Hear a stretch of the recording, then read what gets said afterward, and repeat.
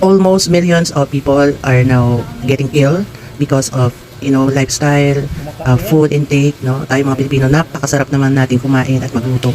So, talagang dapat we have to be mindful of what we eat, ano yung pwedeng kainin, alam natin healthy, especially on the time na healthy pa tayo.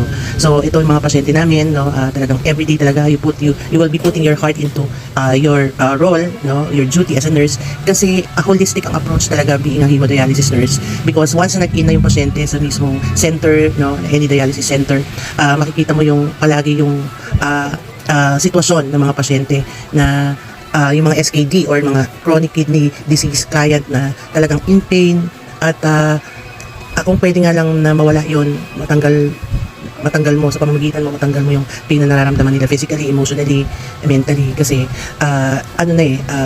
kumbaga nakadikit na yung sarili nila sa dialysis, no? Least likely na may mga